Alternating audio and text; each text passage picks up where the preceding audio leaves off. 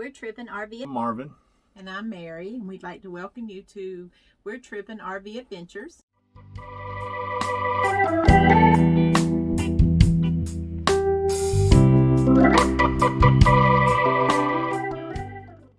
We want to talk to you a few minutes about why we decided to do a cargo trailer conversion. In early 2019, I retired, but I wasn't ready to just sit in the porch swing for the rest of my life, so we were looking for something else to do. And I've lived my whole life in Florida, never venturing west of the Mississippi River, and it's always been a dream of mine to see the country, especially the West. And I have some mobility issues. I have trouble with stairs. Anything over 7 inches is very difficult for me to climb. So getting into and out of a travel trailer that's 2 feet or more off the ground, even if I could do it now, eventually I wouldn't be able to. So we needed an option that would have the floor much closer to the ground.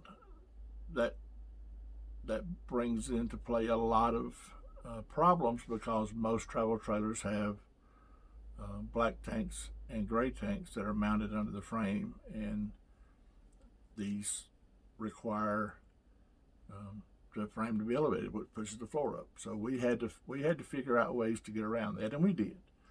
So yeah, we were anxious to show you what we've done and talk to you about why we did it, and encourage anybody that has the desire to get out and see the country and a little bit of know-how. Because when I started this, I didn't know anything about how to do wiring in a trailer. I've done a little plumbing, but nothing like what I wound up doing in here. Done a little woodwork. I was comfortable with the saws, but I mean, anything you need to know, you can find on YouTube, or you can Google it. It's a bit it deflates a man's ego when you have to sit in the truck and watch his wife get out and hook and unhook the trailer, but that was a compromise we had to make to be able to do this. When we built the trailer, other than the design and the research, I didn't do much. We have a 16-year-old nephew that we hired for the summer, and he worked from April to the 1st of August almost every day. Every day, yeah. And he learned a lot. He was funny. We had the best time with him, but he did the majority of the work in here. A 16-year-old boy with close supervision, but still. And then when Juan had to go back to school, my oldest son came down from North Georgia, and he helped me finish it. We'll break this here, and I'm gonna get some pictures together and show you. The day the trailer came off the line, the broker sent us this picture. It still had to go to the welding shop because they had to make a frame for the window, the egress window that they put in for us. And we picked it up a couple days later. We brought it home the first week of April. The weather was getting really nice. It was, the springtime is the time of new beginnings, and we really were feeling it. We were feeling like this was the start of something that was going to be really special, and it has turned out to be so.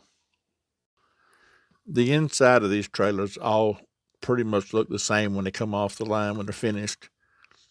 Some of the more expensive ones will have a metal floor. And on this one, you can see that there's a vinyl coating on the bottom side of the roof panel.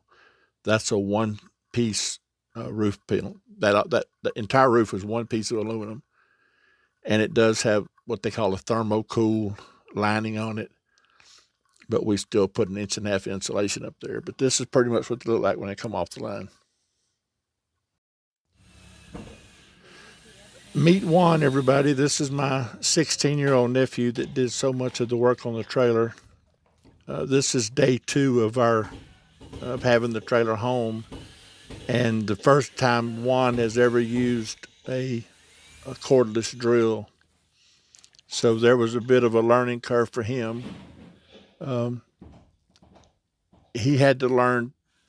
The biggest thing was, in order to get the screw heads out, to get screws to come out and not wallow the head out, the shaft has to be lined up with a screw. And he had some trouble with that for a while, and we just had to let him work it out on his own. But he did eventually get it. There were over 500 screws in the paneling in this 24-foot trailer, and he took every one of those out himself with that drill motor. When we had the bottom half of the plywood pulled down, Mary insisted on getting in there and sealing the floor. She was concerned we were going to get stains and stuff on the floor that were going to cause it to be ugly. So she put 2 coats of this gray paint on before we could pull the top plywood down. I have forgotten how much of this stuff we bought. This is extruded polystyrene board. Most of it's 1 inch thick, but we did use some extra 1/2 inch in the ceiling just as an extra layer. You can see we stacked it all on the sawhorse right in the middle of the trailer so we could get around it and work, and it worked out well for us that way. We knew exactly where all the windows were going to go, so we took 1 inch thickness of plywood and glued it to the wall, oversized for each of the windows, so we would have solid plywood core in the middle of that wall everywhere there was a window, so we could have something to put the screws into that was going to be solid. We used the shallow blue plastic electrical boxes because they're only 1 inch deep, and they have tabs that you can screw them directly into the metal studs. So we did that, and that worked really well for our electrical. This egress window was a good investment for us because we didn't have a place to put a second doorway, but we do have a second way to get out of the trailer now. Where we are here, you can see that I had to fill in some gaps with some spray foam. I had not yet learned that I could cut this stuff with a table saw and it would be really smooth and even and straight, and it's so easy to do. It didn't occur to me until I heard somebody say it. Live and learn. By the time we got here, we thought we were really doing something. We thought we had made a lot of progress, but we had so far to go. You see Juan here putting up the measuring for the insulation in the ceiling. We're having to put up scabs on the edge of the metal to give us a lip to hold the insulation up. And we used a little wedge board. We used a long board there to wedge the pieces up. We glued them, used the wedge board, and then put screws in them to hold them in place. That worked out really well for us. But these metal braces in the ceiling, not so much in the wall, but in the ceiling, they were as much as 1 inch off. Like this particular bay we're in here, one end is 14 inches, one end's 15 inches wide. That's it for this episode. I'm going to try to upload one of these in the middle of every week. And as I get past this stuff where everybody does about the same thing, I'll get into more detail. And some of the stuff we did is different. Some of it's like much everybody else does. The stuff that we did differently, I'll try to explore more thoroughly.